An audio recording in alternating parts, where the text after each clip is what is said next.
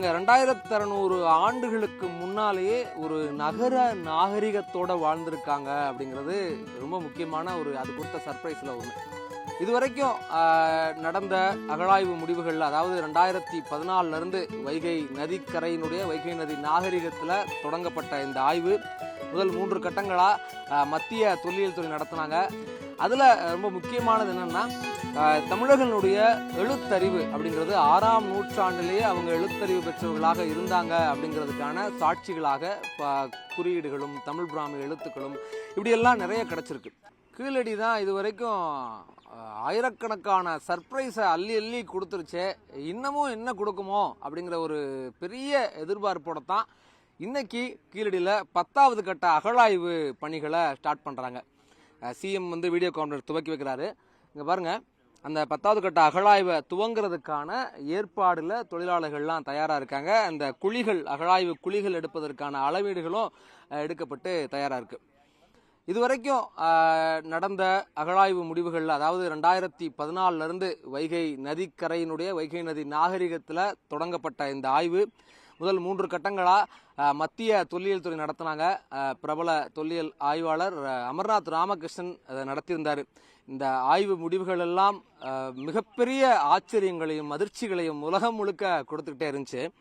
அதில் ரொம்ப முக்கியமானது என்னென்னா, தமிழர்களுடைய எழுத்தறிவு அப்படிங்கிறது 6ஆம் நூற்றாண்டிலேயே அவங்க எழுத்தறிவு பெற்றவர்களாக இருந்தாங்க அப்படிங்கிறதுக்கான சாட்சிகளாக குறியீடுகளும் தமிழ் பிராமி எழுத்துக்களும் இப்படியெல்லாம் நிறைய கிடச்சிருக்கு. அதோட இன்னும் முக்கியமாக என்னன்னா, இவங்க 2600 ஆண்டுகளுக்கு முன்னாலேயே ஒரு நகர நாகரிகத்தோட வாழ்ந்திருக்காங்க அப்படிங்கிறது ரொம்ப முக்கியமான அது கொடுத்த சர்ப்ரைஸில் ஒன்று. அப்போது இன்னொரு மிக முக்கியம் என்னென்னா, இந்த இடங்களில், இந்த அகழாய்வுகளில், அடுத்தடுத்த அகழாய்வில் கண்டுபிடிக்கப்பட்டதில் செங்கல் கட்டுமானங்கள் கிடச்சிருக்கு. அவங்க நீர் மேலாண்மையை, வாட்டர் மேனேஜ்மெண்ட்டை எப்படியெல்லாம் கையாண்டிருக்காங்க அப்படிங்கிறதுக்கான ஆதாரங்கள் எல்லாம் நமக்கு கீழடியில் கிடச்சிது. தொடர்ச்சியாக அந்த கட்டுமானங்கள், நுட்பங்கள் எல்லாம் பார்க்க நம்மளை வியப்படைய வச்சுது. 2600 ஆண்டுகளுக்கு முன்னால் இப்படி ஒரு நுட்பங்களோட வாழ்ந்திருக்காங்க நம்ம மக்கள் அப்படிங்கிற ஒரு சர்ப்ரைஸ் தான். நம்ம பார்க்கும்போது ஒரு பெரிய ப்ரௌடாக இருக்கும் இந்த இடத்த பார்க்கும்போது. அப்படி ஒரு விஷயங்கள் இருந்தது. அதுபோக இவங்களுக்கு தொழில் எல்லாம் சும்மா ஏனோ தானோலாம் இல்லை. அவங்க நெசவு, இரும்பு தொழில் இதெல்லாம் அவங்கள்ட்ட ரொம்ப கைவந்த கலைன்னு இப்போ சொல்கிறோம்ல, அதெல்லாம் அப்போ அவங்களுக்கு அவ்வளோ விஷயங்கள், நுட்பங்களோட பண்ணியிருக்காங்க, அவ்வளோ சிரமங்களுக்கு மத்தியிலையும். ஒன்று. இன்னொன்று, இவங்களுக்கு உலகம் முழுக்க, அதாவது கடல் கடந்த வாணிபம் இருந்திருக்கு. ரோம் நகரோட இருந்திருக்குது. நம்ம இந்தியாவுக்குள்ள குஜராத்தோ சிந்து சமவெளி பகுதிகளோடையோ வாணிப தொடர்புகள் இருந்திருக்குது. தெற்கு ஆசிய நாடுகளோட வாணிப தொடர்புகள் இருந்திருக்கு. அதுக்கான மணிகள், அதுக்கான காசு, ரோம் காசுகள் எல்லாம் இவங்க கிடைச்சி அதெல்லாம் கீழடியில் அருங்காட்சியகத்தில் வச்சிருக்காங்க. அதெல்லாம் நமக்கு தெரியும். இன்னொரு முக்கியமான கண்டுபிடிப்பு என்னன்னா, இவங்களுடைய வாழ்வியல் எல்லாம் ஒட்டுமொத்தமாக என்னவாக இருந்துச்சு, இவங்க விளையாடுறதுக்கு பயன்படுத்துனதெல்லாம் என்ன, இவங்க அந்த பொம்மைகள்லாம் செய்கிறது வழியாக அவங்களுக்குள்ள என்ன அளவுக்கான படைப்பாற்றலும் கலைத்திறனும் நுட்பங்களும் அவங்களுக்கு இருந்திருக்கு அப்படிங்கிறதெல்லாம் வெளிப்பட்ட முடிவுகள் எல்லாம் இந்த 9 கட்ட அகழாய்வுகளில் நிறைய தெரிஞ்சுக்கிட்டே இருந்துச்சு. இந்த லாஸ்ட் ஃபேஸ் 9வது கட்ட அகழாய்வில் கூட இப்போ இந்த சுடுமண்ணால் பாம்பு பொம்மை, அப்புறம் சூதுபவள மணிகள் இதெல்லாம் கூட மறுபடியும் கிடச்சிருக்கு. இந்த அகழாய்வுகள் எல்லாம் ரொம்ப எல்லாரையும் மெய்சிலுக்கு வைக்கக்கூடியதெல்லாம் 6ஆம் நூற்றாண்டில் இவங்க எழுத்தறிவு பெற்றவர்களாக வாழ்ந்திருக்காங்க அப்படிங்கிறதும், 2600 ஆண்டுகளுக்கு முன்பே இவ்வளவு பெரிய நகர நாகரிகத்தோட மக்கள் இருந்திருக்காங்க அப்படிங்கிறது தான் இந்த மொத்த அகழாய்வுகளும் கொடுக்கக்கூடிய ஒரு வரி செய்தியாக இது வரைக்கும் நம்ம பார்த்துருக்கோம்.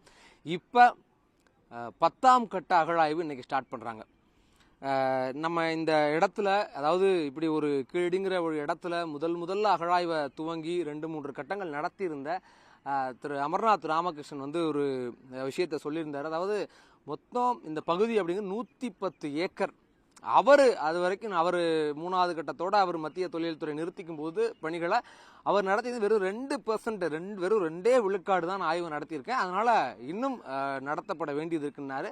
அதுக்கப்புறம் நடந்த அகழாய்வுகள் எல்லாம் அவர் ஒப்பிட்டு சொன்னார். மொத்தமாக பார்த்தா ஒரு 10 விழுக்காடு, 10% தாங்க இது வரைக்கும் நம்ம ஆர்கியோலாஜிக்கல் சர்வேயே நடத்தியிருக்கோம், அகழாய்வு பணிகள் நடத்தியிருக்கோம். அதனால இன்னும் இந்த வெறும் 10%க்கே இவ்வளோ சர்ப்ரைசஸ், இவ்வளோ பெரிய ஆச்சரியங்கள், இவ்வளவு தூரம் தொன்மை வெளியே வந்திருக்கு அப்படின்னா இன்னும் முழுமையாக நடக்கும்போது எவ்வளவு பெரிய ஆச்சரியங்கள் நமக்கு காத்துக்கிட்டு இருக்கும் அப்படின்ற ஒரு செய்தியை சொன்னார்.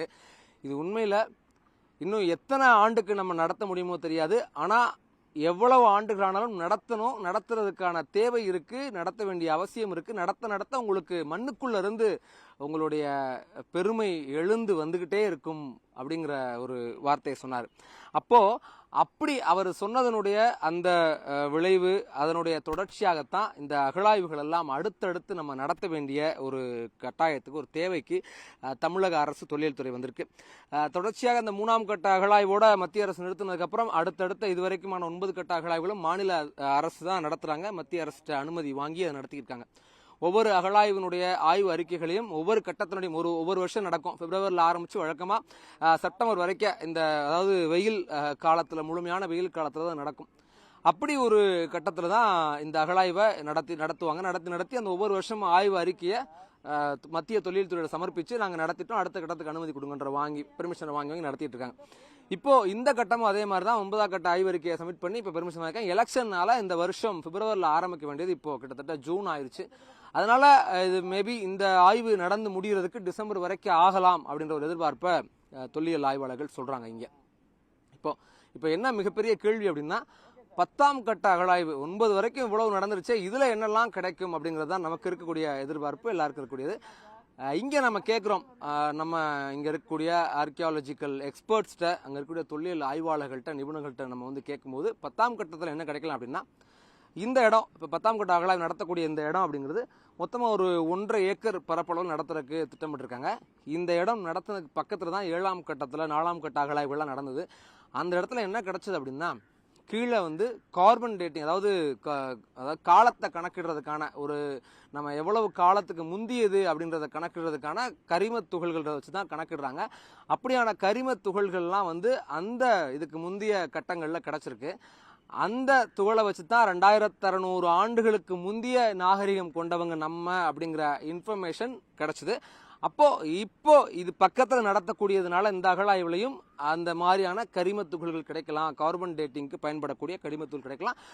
அதன் வச்சு ஏற்கனவே இதுக்கு முன்னால் நடந்த அகழாய்வுகளில் 3 அடி வரைக்கும் தோன்றினதாக சொன்னாங்க. 3 அடி வரைக்கும் தோன்றினப்பே அந்த துகளை வச்சு 2600 வருஷம்னு கால்குலேட் பண்ணோம். இதுல வந்து இன்னொரு 1 அடி கூட கீழே தோண்டலாம் நினைக்கிறோம், 4.5 அடி வரைக்கும் தோண்டலாம் நினைக்கிறோம். அப்படி தோண்டக்கூடிய பட்சத்துல இது இன்னும் அதற்கும் முந்தைய காலத்திய நாகரிகம் கொண்டவர்கள் தமிழர்கள் அப்படிங்கிறதுக்கான சாட்சிகளாக இது வரலாம் அப்படிங்கிற ஒரு எதிர்பார்ப்பை இவங்க முன்வைக்கிறாங்க. இன்னொன்று, இதோட தொடர்ச்சியா இதுக்கு முன்னால இந்த இடத்துல கிடைச்ச வேற சில விஷயங்கள் என்னன்னா, தமிழ் பிராமி எழுத்துக்கள் கொண்ட பானை ஓடுகளோ அது தொடர்பான சான்றுகளோ அது தொடர்பான விஷயங்களோ கிடைச்சிருந்துச்சு. அதே மாதிரியான சான்றுகள் எல்லாம் இங்கேயும் கிடைக்கலாம் அப்படிங்கிற ஒரு எதிர்பார்ப்பு இருக்கு. கிடைக்கக்கூடிய பட்சத்தில் ஏற்கனவே எழுத்தறிவுக்கு கிமு 6ஆம் நூற்றாண்டுன்னு கணிச்சிருந்தாங்க. தமிழர்கள் எழுத்தறிவுக்கு கிமு 6ஆம் நூற்றாண்டுல இருந்திருக்கு அப்படின்னு. இப்போ மேற்கொண்டு இதுல இன்னும் கிடைக்குது அப்படின்னா அதுக்கும் முந்தைய காலத்திலேயே அவங்களுக்கு எழுத்தறிவு இருந்திருக்கா அப்படிங்கிற ஒரு முடிவுகள் எல்லாம் அதில் தெரிய வரலாம். இன்னொரு முக்கியம், இதுவரை எல்லா கட்ட அகழாய்வுகள்லையுமே பொதுவாக கிடைக்கக்கூடிய முக்கியமான விஷயங்கள் என்னன்னா, இவங்க இந்த அயல் நாடுகளோட, வேற தெற்கு ஆசிய நாடுகளோட, ரோமோட இப்படி கடல் வணிகம் செஞ்சதுக்குண்டான சான்றுகள் சில பெரும்பாலான அகழாய்வுகளில் கிடைக்குது. மிக முக்கியமாக செங்கல் கட்டுமானங்கள் தொடர்ச்சியாக கிடைக்கிறத தொல்லியல் ஆய்வாளர்கள் சொல்றாங்க. அதே மாதிரியான செங்கல் கட்டுமானங்கள் இங்கேயும் கிடைக்கலாம் அப்படிங்கிற ஒரு எக்ஸ்பெக்டேஷன் இருக்கு.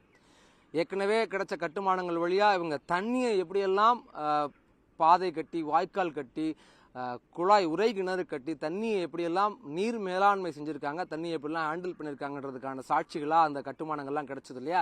இப்போ மேற்கொண்டு இன்னும் என்ன மாதிரியான கட்டுமான நுட்பங்கள்லாம் அவங்களுக்கு தமிழர்களுக்கு இருந்துச்சு, அதுல தண்ணியை எப்படியெல்லாம் அவங்க ஹேண்டில் பண்ணியிருந்தாங்க, இந்த மாதிரியான விஷயங்கள்லாம் இந்த அகழாய்வுல கிடைக்கலாம். இந்த 3-4 விஷயங்கள்லாம் முக்கியமான எதிர்பார்ப்பா தொல்லியல் ஆய்வாளர்களே முன்வைக்கிறாங்க.